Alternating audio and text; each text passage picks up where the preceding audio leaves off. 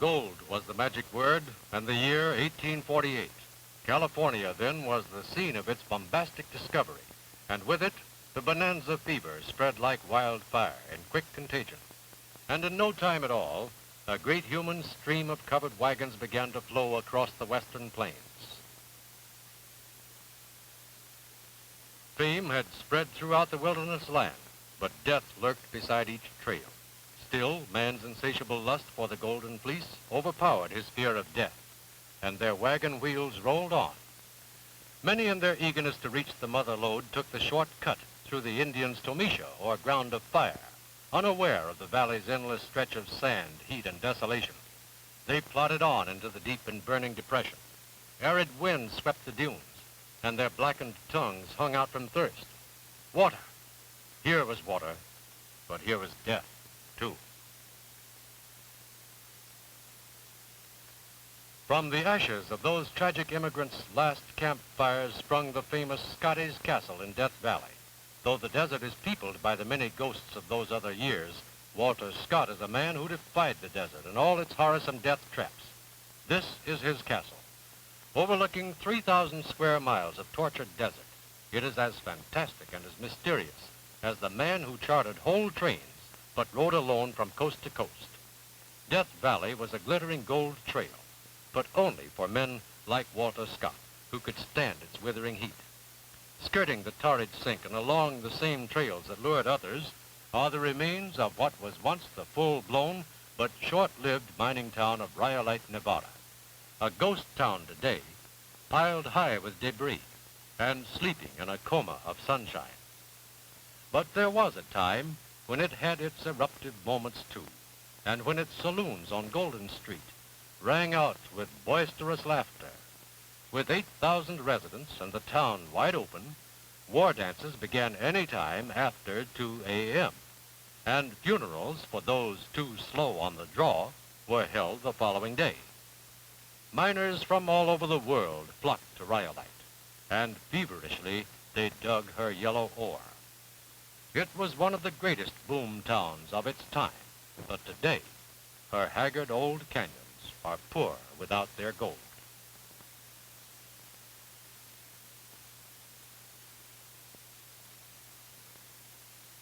Just below the ghost town is the far-famed Bottle House, a hangover from 1849. Parched-tongued drivers of the 20-mule Borax team stopped here with their bottled drinks before continuing their long, hot trek across the desert. Their 52,000 discarded bottles were used in building this shelter from the sun. And as might be expected of all boom towns, Rhyolite had its bad men too. Some of its worst were the ex-convicts from the penal colonies of Great Britain. But there were also the Mexican and half-breed outlaws, treacherous men who traveled back and forth across the border. Tomas Maria Carrillo and Solomon Pico were both vicious leaders of cutthroat bands whose gangs terrorized the country. All were hardened criminals, schooled in cold-blooded killings. But the most dangerous, most blazing and tricky of all the sly and notorious outlaw leaders was none other than Joaquin Murrieta. With fox cunning, he often feigned death to stall for time. Others learned his trick when they had worked under him and did likewise to save their own skins, for Murrieta's treachery knew no end. Sometimes he fired his men or shot them in a fit of anger. Such were the men who followed the gold camps. And along the same bonanza trails is the picturesque Stanislaus River, used by Bret Harte in his Stanislaus, and spanned across by the quaint old covered bridge. It is one of the few left in California. Near the bridge, whose original was designed by Ulysses S. Grant and which was used by the miners on their way to the mother lode, stands all that remains of an old grist mill.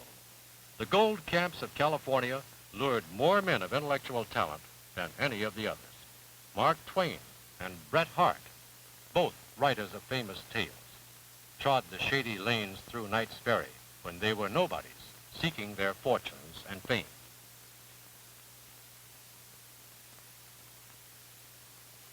Leaving the romantic Bret Harte and Mark Twain country, the Golden Highway continues on, and winding past the long, dead valley of desolation, its trail continues to climb the heights, to Columbia, the gem of the southern mines. Known as the richest camp in the world, its Fargo scales weighed $55 million in gold. Columbia and its suburbs produced some $87 million in the precious ore, and with a stupendous jump of population. In a month's time, the amazing old camp ranked as second in the state. It had everything that a boom town should have, including a sense of humor.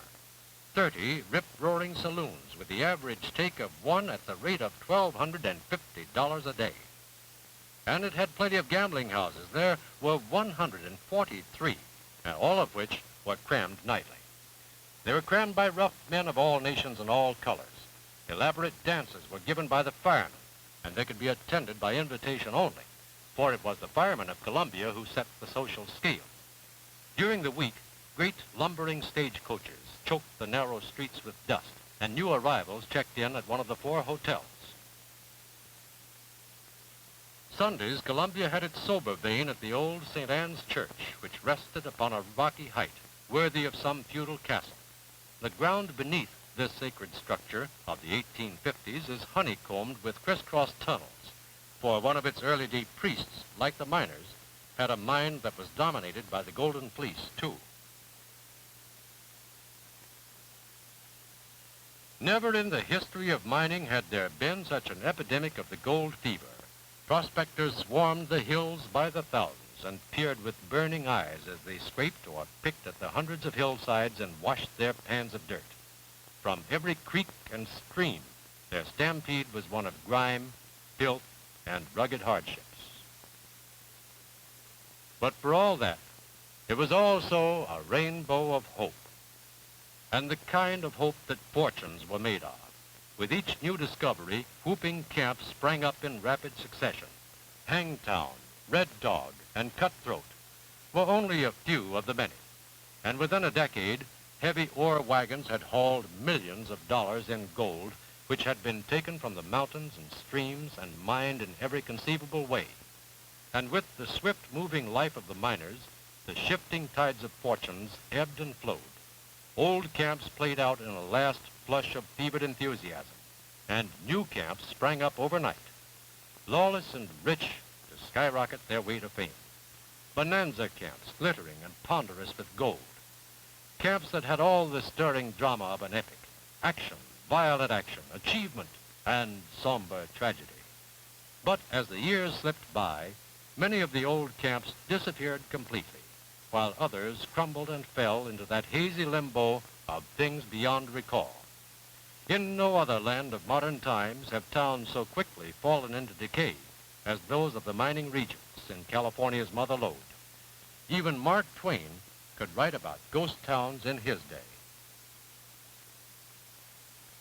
Yet there were camps that missed the tragic tail chain of disaster which struck others after their decade of glory, and Murphy's was one of them, so bright with memories of the past and so light with hopes for the future. It is a village where church bells swing to and fro on quiet Sunday mornings. But in its heyday of menacing gunplay, there were men who lived outside its law. Joaquin Murrieta, one of the worst bad men in Western history, started his bloody career in Murphy's, according to the old-timers.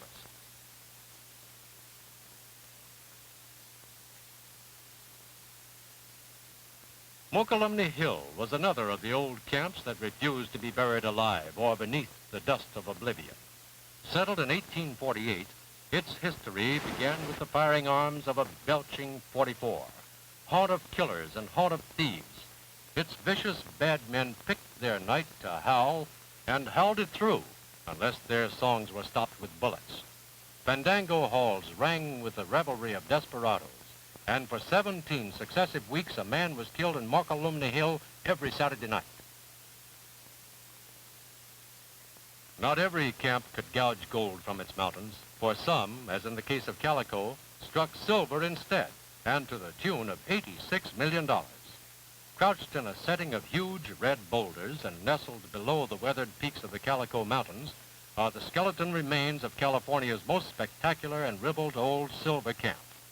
Colorful in her name, colorful in history, and as colorful as the calico print of a maiden's skirt from which she derived her name.